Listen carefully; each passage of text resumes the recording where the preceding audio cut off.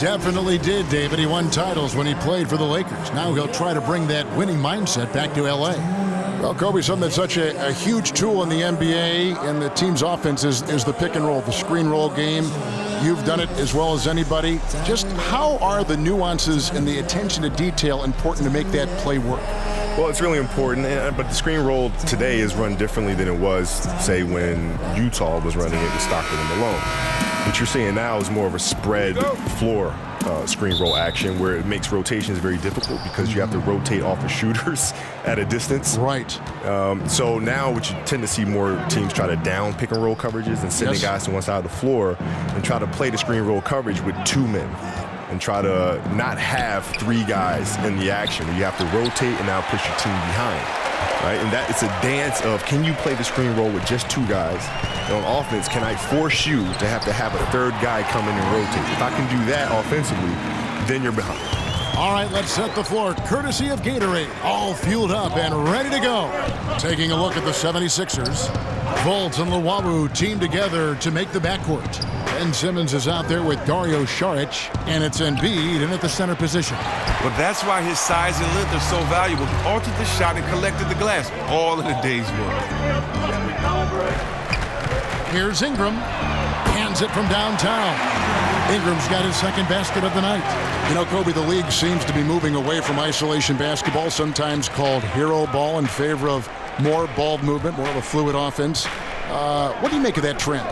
Well, I think it's the right thing. I mean, if you look at the way the Knicks played, for example, when they had Bradley, Busher, Phil was coming off the bench. Well, you are a historian. You love the history of the game, don't you? Oh, my God. I mean, I can just tell working with you. Yeah. Holtzman was coaching. You had Frazier out there. I mean, they moved the ball. I mean, everything was predicated on ball movement, as was the Celtics with Brett Auerbach. And then in the 80s, things changed a little bit. You start going to more isolation ball, where guys would post deep and force the double coverage to come all the way down to him, and then you start moving the ball around.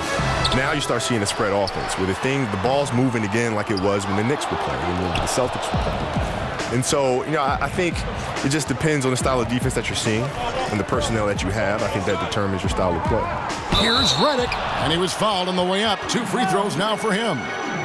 Julius Randle picks one up. The 76ers shooting their first free throws of the game.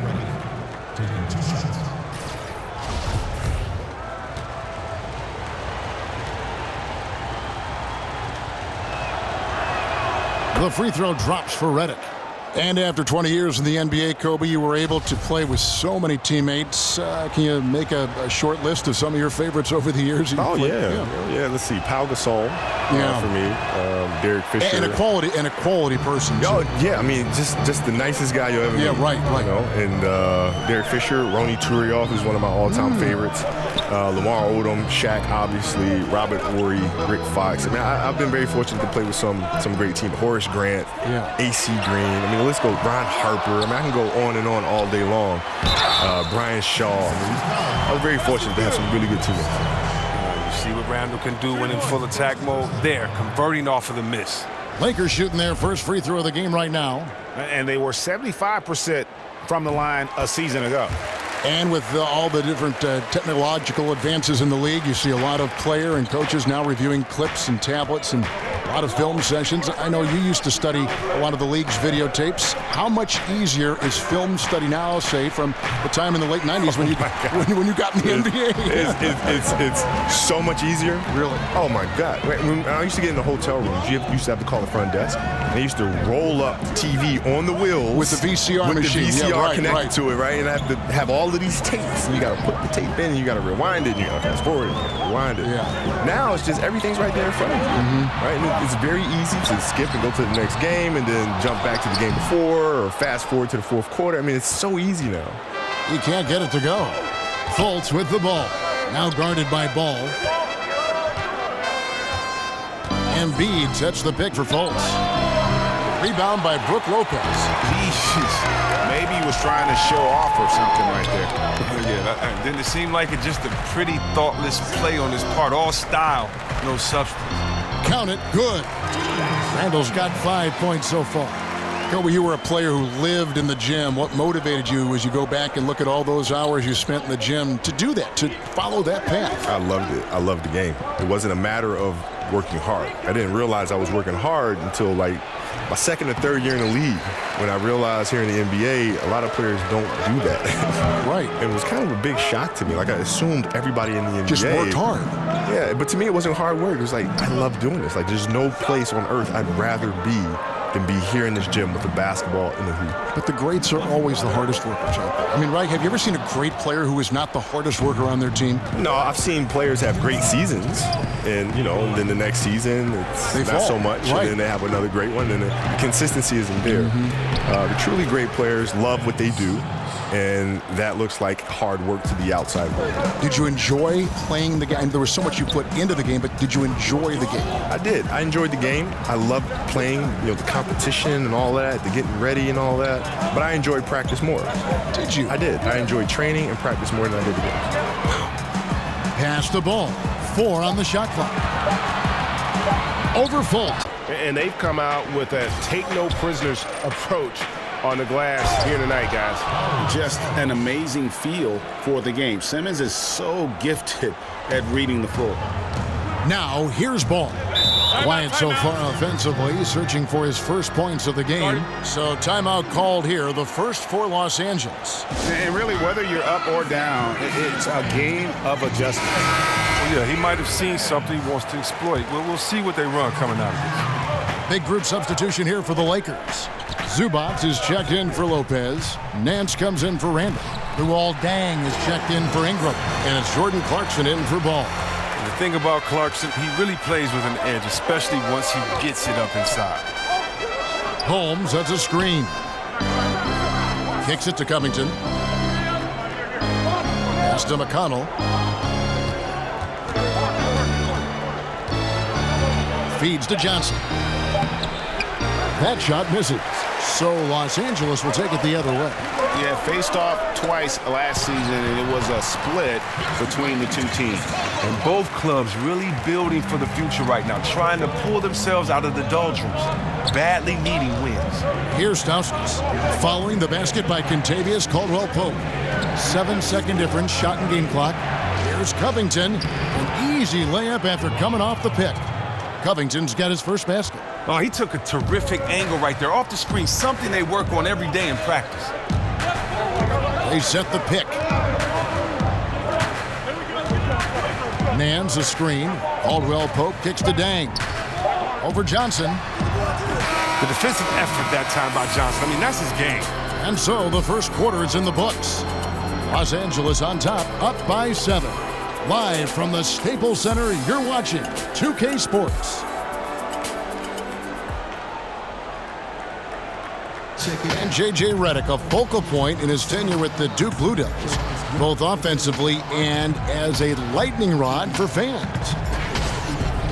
I think I'll forever be associated with Duke and Duke basketball. And obviously that's a polarizing topic for some people. They like me, some people don't like me.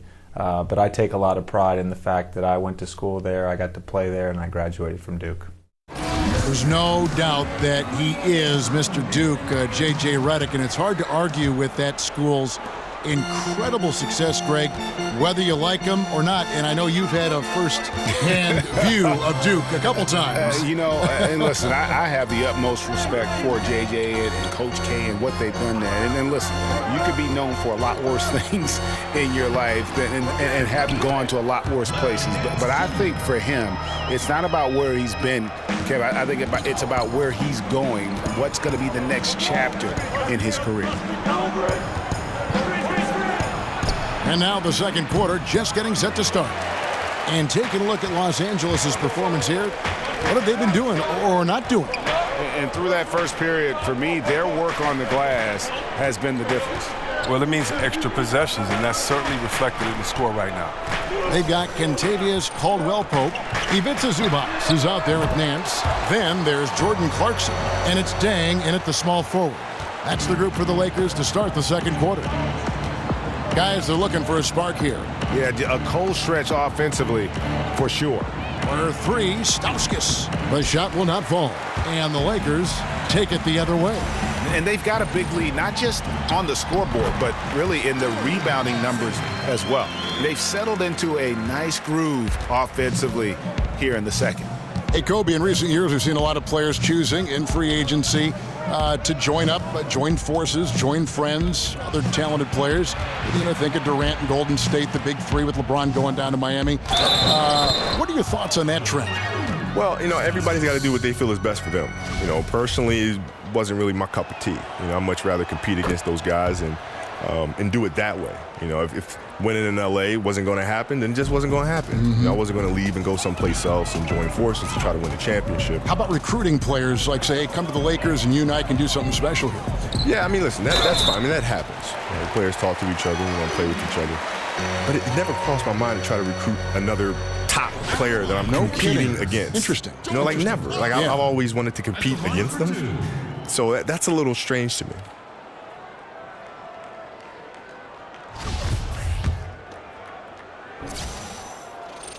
No good on the free throw. And you think, Kobe, of these super teams, it's like they need backup. Like a buddy, like walking down the hall in high school with the bigger guy, right? I don't sense you ever... No, but it's like, growing up, I watched Magic and Michael go at it. Yeah. I watched Magic and Bird go at it. I don't want to see them play together. Yeah. Personally, I don't want to see that. Right. Like, what would my childhood be if Magic and Bird played on the same team? What would we be watching? Magic's Lakers, Jordan's Bulls, Bird's Celtics. Yeah. It's... and even for Michael, so-and-so. If you ask Larry, you ask Magic, you ask Michael, they much rather compete against each other, right? Because you bring out the best in each other. They would have won every single championship from now until the day they retire if they played together, right? But that's not the point. Yeah. The point is the competition of it. And your team. Yes. Here's Caldwell Pope. Philadelphia getting their last shot to go. Hey, Kobe, when you take a look at great NBA rivalries, your mind goes more to the past than the present. I'm not sure why that is, but maybe you can enlighten us why rivalries seem to matter more or were more in our minds from yesteryear as opposed to today. Because we can recall where we were when. Right? The recollection is always more powerful in retrospect, right? That's always, you remember where you were when, Magic hit that running hook shot. Yes. You know what I mean? Some people can remember where they were when Nelson hit that shot that bounced off the back of the rim and almost touched the rafters and fell back in, you know what I mean? Right. So I think it's those memories that create a lasting impact. And even though in today's game, you can look at it and say, there's no real rivalries in today's game. There are. But they're only sink in over time. So you think the Cleveland Golden State rivalry, because the greats are on opposite sides there, will linger and will resonate like that? Absolutely. Lakers shooting their fourth and fifth shots at the foul line in the game. And the first one drops. Strong take to get the foul there after not getting it there in the first quarter.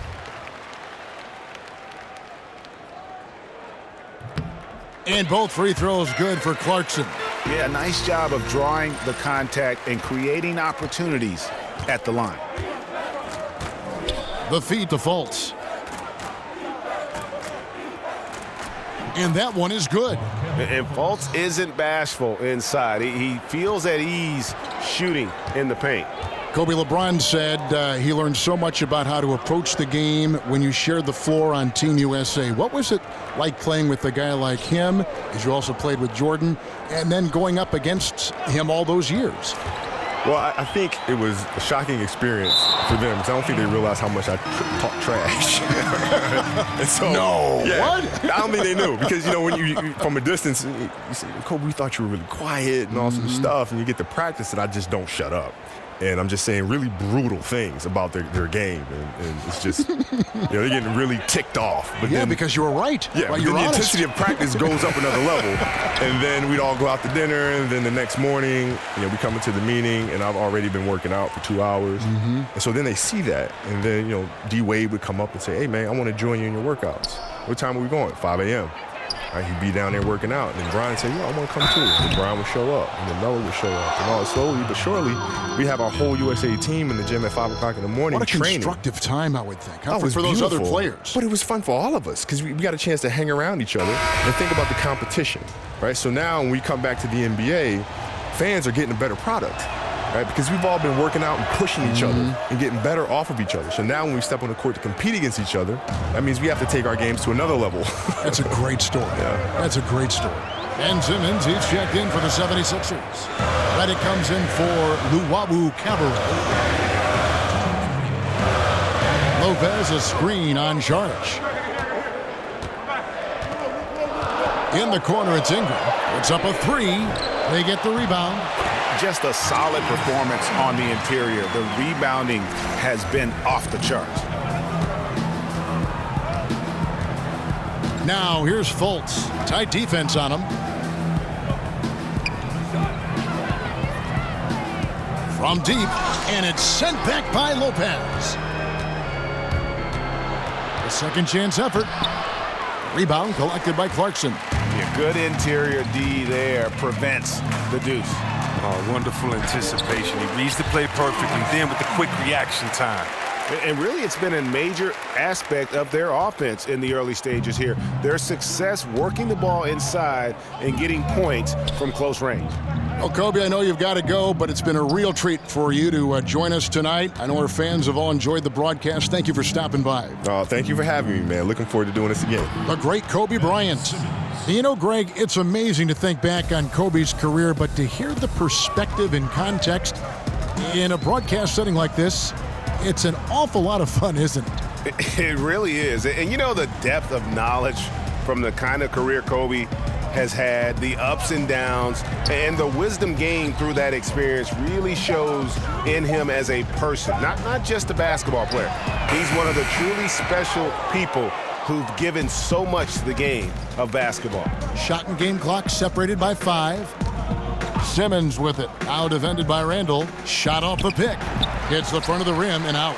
He'll be beating himself up if they can't come back because he is not carrying his weight at the offensive end. Gets a hand on it. He hangs in there and cashes in on the second chance points. Randall's got 6 here in this quarter. And that's a pure hustle play, getting to the offensive glass for the tip-in. And that's the kind of quality you see in any strong offensive rebounder, isn't it? And so we wrap up the first half. Lakers lead by 13. And now we'll send it. Thanks, Kevin. Contavious, you guys came out with a lot of energy in the first half. What got you going? Thank you, David. And we'll be back after halftime as the third quarter gets underway. It's the 2K Sports Halftime Show. Ernie Johnson here with Shaq and Kenny, and a favorite time of the year as we're halfway through one of the first games of this fresh NBA season. It's the Lakers out on top at halftime. They have a 13-point lead. Shaq, what was your takeaway on the Lakers? In simple truth, they just got hot. Didn't matter what the defense was doing, Ernie, they were definitely able to rise above it. Even the tough shots, did you see that one shot? I don't know how they even went down. They can carry this over to the second half. It's going to be hard to beat them, boy. Woo-wee. And Kenny, your take on Philadelphia? Well, the way I see it, they're losing this game because they're being out-rebounded. You can't give up this kind of differential and expect to remain competitive. So that'll do it for now as we send you courtside with Kevin Harlan and the rest of the 2K crew for the start of the second half.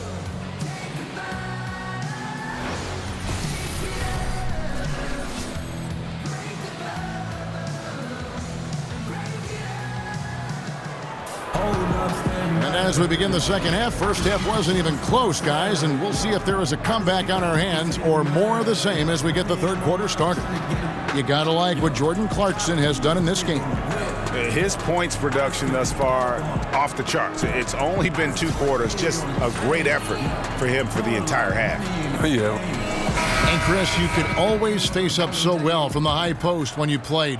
Which power forward do you think has the best face-up game out there right now? Well, I think in order to have a really good face-up game, you have to have another threat, and that's to be able to drive and finish strong off of one leg. And you definitely look at a guy like Towns in Minnesota. he has that. He's so explosive. He can finish with either hand. I also think you have to look at Anthony Davis. This kid, he can stretch the floor, shoot out to the three, but also his first step is so quick. The same with Cousins. The fact that he's 7 foot can post you up, but his first step being quick off of a pump fake, he can do it as well.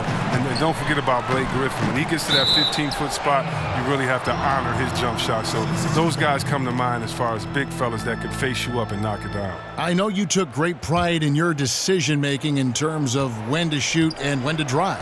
Yeah, I think your shot selection is your defense as well. You shoot a bad shot, a team like Golden State could have 6 points on 2 possessions off of 2 bad turnovers. And also I think it shows a commitment to your team from wanting to win. You know, just because you have the green light, why take that when a teammate might have a better shot that's open? So I think it takes a little bit of humility, but definitely a basketball IQ that says, wait, this is the smarter play right now. Can you think it on the live and while it's going on? So it's definitely important to be able to make those decisions. It is, yeah, it is. Kicking off the second half, here's Brett Brown's 5. Redick and Simmons are the 2 and the 3. Dario Saric is out there with Embiid, and it's Fultz in at the point guard. The dish to Saric. He feeds it to Fultz. Just 5 on the clock. Embiid wide open. He gets it to fall. That makes it just a single-digit lead. Yeah, his instincts are on display here. Fultz, a really good passer, excels at setting up teammates for easy looks. Lopez dishes the ball. Lopez a screen. Ingram passes the ball. Back to Ingram. Fires for 3. He's off on that one. And the 76ers go the other way with it. Now look, if he can start turning some of these misses into makes, their lead is going to take a big jump. And it doesn't even matter that he's surrounded on that possession. He's got the size to pull those boards down anyway. Over in the corner, Caldwell Pope. Here's Randall. It's deflected, but they get it back. The 76ers trail by 9. In the corner, Simmons with it. 76ers moving the ball around. Fultz kicks to Saric. Dishes to Fultz. Nailed from three-point land. Fultz has got his second basket of the night. And Fultz, such a good shooter. The D can only do so much. I mean, I like the D, the O just better. Los Angeles calls timeout. And rarely do you see a team trade out of the first overall pick, but that's exactly what the Celtics did with Fultz. Sixers jumped on the chance to move up, and Fultz matched exactly what they wanted to add to this team. Looking at who's out there now for the Lakers. Zubac is checked in for Lopez. Nance comes in for Julius Randle. And it's Dang in for Brandon Ingram. And no doubt, the release point is a bit unorthodox in terms of Ball's shooting technique, but man, can he slingshot it home from deep. And you know, Greg, for the trade, it wasn't so much a critique of Fultz. You know, Boston had a playmaker already, and they might not have taken Fultz if they stayed in the #1 spot. And listen, the Sixers were in desperate need of a lead guard, and they got a franchise caliber one in Fultz. Their three-point percentage has taken a big leap here in this second half. Caldwell Pope dishes the ball. Passes it to Nance. He kicks it to Ball. And it's Dang in the corner. And he can't answer back. The three-pointer offline. Now, here's McConnell. He's tightly guarded.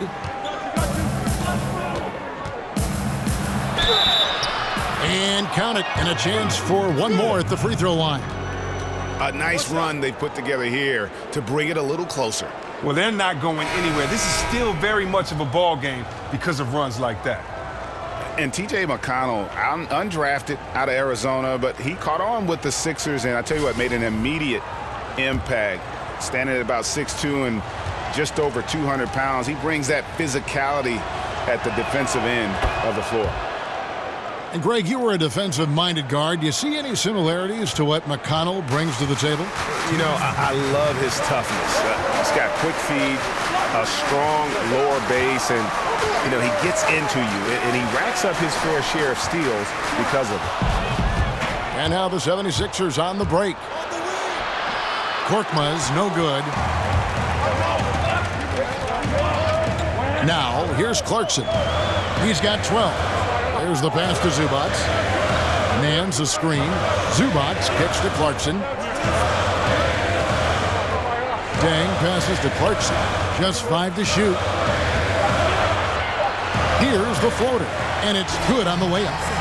Clarkson's got 14 points for the game. There you go, playing under control. Clarkson with a nice floater over the top. Pass to Korkmaz. Johnson kicks to McConnell. Johnson the screen. McConnell passes to Holmes. Covington with it, now guarded by Caldwell Pope. Covington's shot is off. Lakers leading by 5. And here's Clarkson. He's got 14. Foul call that time on the way up. That'll give him 2 chances at the free throw line here. Jordan Clarkson, a scoring combo guard out of the University of Missouri. He was taken with the 46th pick back in 2014. He's made some noise early in his career with the Lakers. 3 trips to the line so far for him in this one. Finished the season last year around 80% from the stripe. The first free throw is good. And after Clarkson's breakout rookie season, he was viewed as a key player for the Lakers. Well, the talent is certainly there. A good athlete who can score the ball. For him, though, it's all about focusing on both ends of the floor. Here's what Philadelphia's going with right now. Embiid, he's checked in for Johnson. Ben Simmons comes in for Rashawn Holmes. And Stauskas subbed in for T.J. McConnell. Former first-team All-Rookie after being picked in the second round. Clarkson, a draft day steal. Embiid the screen. Here's Stauskas. He's covered by Clarkson. Here's Embiid. Trains it from 9 feet away. Embiid's got 4 points in the quarter. And good passing, setting up a lot of these buckets right now, Kevin. That's been the key. 3 seconds separate the shot clock and game clock. Clarkson dishes to Nance. Pass to Zubats. Kicks to Caldwell Pope.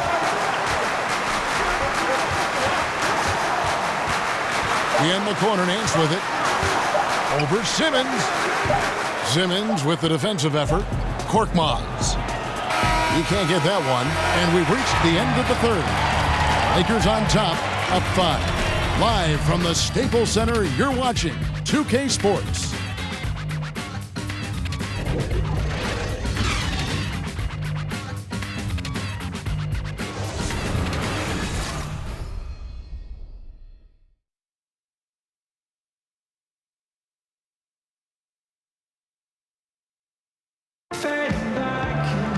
We've got a great game on our hands as we welcome you back. The fourth quarter of action getting started.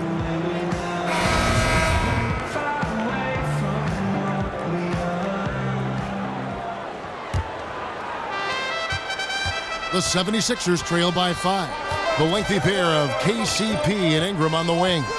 Ivica Zubac is out there with Larry Nance, and it's Clarkson in at the point.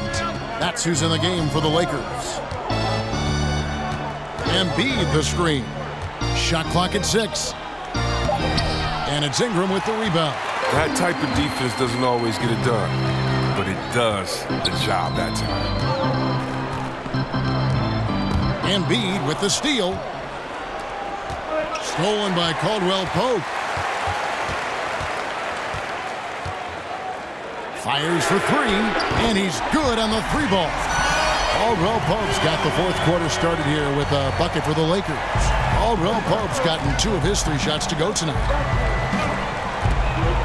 Embiid the screen.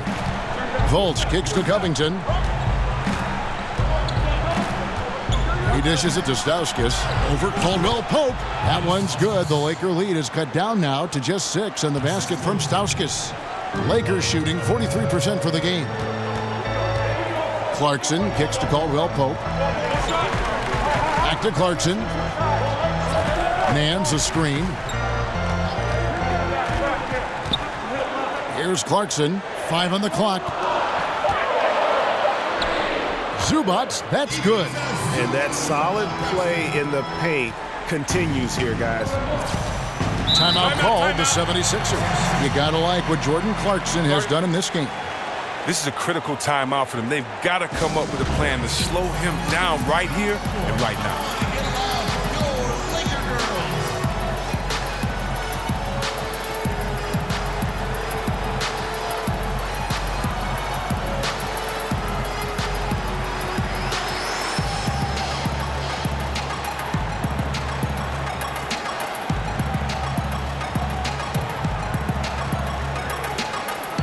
Some changes for the Lakers. Lopez, he's checked in for Zubats. Julius Randle comes in for Nance. And Ball subbed in for Clarkson. Then for the 76ers, Sharge checked in for Robert Covington. And J.J. Redick is subbed in for Stauskas. He gets a chance now to catch up with the fourth member of our crew, Hall of Famer David Aldridge. Hey, Kevin, during the last break, I heard Brett Brown talking with his team. He told them that they're getting it done in the paint. He said, they can't guard us inside, guys. Keep taking it to them. Pound it down low. See if they keep it up, Kevin.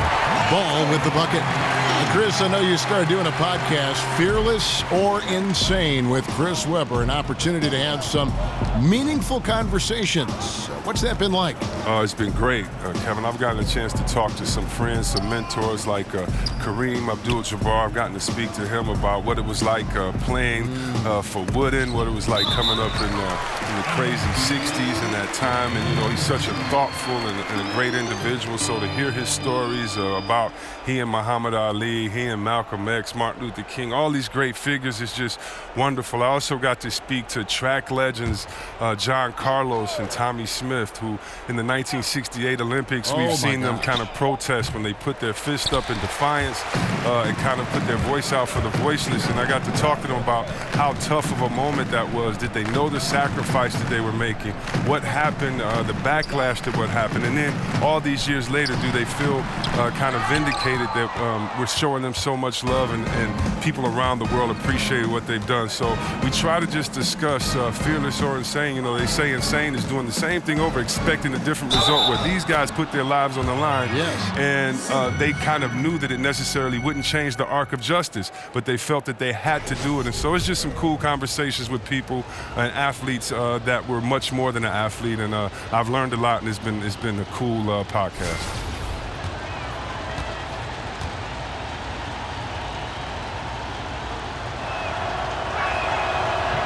That's good from Simmons. And Ben Simmons, who was the first pick in 2016 out of LSU, probably the most heralded player to come out of that school since the great Shaquille O'Neal. And I tell you what, Simmons has drawn some comparisons to some other greats, most notably LeBron James and Magic Johnson. And there's the foul on the shot. He'll go to the line for two. And the foul called on the Philadelphia 76ers. Greg, the Sixers want to ease him into it, but they see Ben Simmons not just as a point forward, but a point guard as well. And he's got all the ability. Think about this. The Sixers haven't had a player 6'10 or taller average over 3 assists since Wilt Chamberlain back in 1967. The second they drafted Simmons, you knew that would change. Think about the high ceiling that this kid Brandon Ingram has. I mean, and with his long arms, I mean, he could reach the rafters. No good at the stripe this time. Second misses also. It's been a rough game for him, but it won't sting too bad as long as they hang on to the lead. Fultz kicks to Simmons. Feeds to Embiid.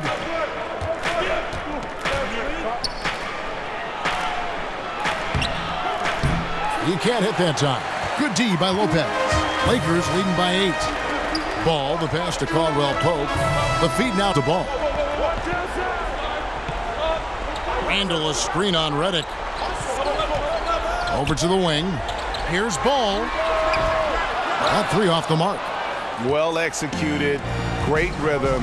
You've got to finish that one. Yeah, coming off of a good pick, and you want to get that when he gets the separation he needs. I know he would love to have that one back. Los Angeles has gone 2 of 3 in the fourth quarter from long range. Good shooting so far. To the paint. Trying to go for an alley-oop, but excellent defense and anticipation there to stop it. No one near Fultz as he lets it go. No good on the 3. LA has gotten the three-point bug tonight. They've taken 15 shots outside the arc, 6 of 15. And it's Ingram missing. Well, you see the struggles he's having getting anything to go. Yeah, but at the same time, you know if he can just break through this cold streak, he can give you what you need. Fultz dishes to Simmons. He feeds it to Embiid. Takes the 13-footer. Rebound the Lakers. Bulls got 4 rebounds now tonight. Now Caldwell Pope. So he gets the whistle. Contact on the way up and 2 shots coming up. Well, you really like seeing Caldwell Pope earning these calls on the shot. I mean, it makes him that much more difficult to guard. At the line for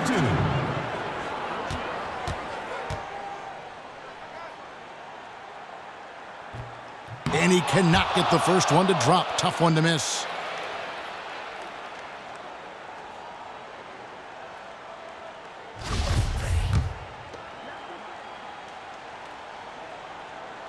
And he does get the second one. And that makes it a 7-point lead. And Caldwell Pope is a guy you cannot leave open at any time. He's just a very good shooter from any spot on the floor. Fultz kicks to Simmons. There's the dish to Embiid. 59 seconds left to play in the final quarter. This game looks like they've got it just about wrapped up. Yeah, just got to work that clock and take care of the ball. They set the pick. Back to Caldwell Pope. Dishes the ball. This one for 3. And again, no good by the Lakers. And here are the 76ers now. They trail by 7. The shot by Redick, no good. 29 seconds left in the fourth quarter. And it's ball in the corner. Back to Ingram. Ingram. He hangs in there and cashes in on the second chance points. And the Lakers lead by 9. And you have to have an appreciation for Ball's passing skills. I mean, he just sees the floor beautifully, easily working the ball over to open teammates. And now we get the chance to present our Jordan Player of the Game, Lonzo Ball.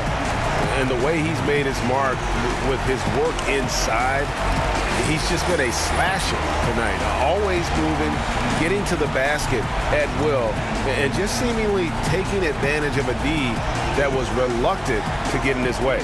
He's had the fans behind him tonight, and that's really been a key for him. Once he got going, they sensed it could be a special night every time he touched the ball.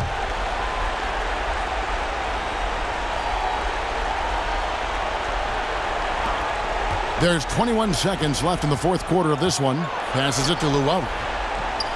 Buries the long-range jumper.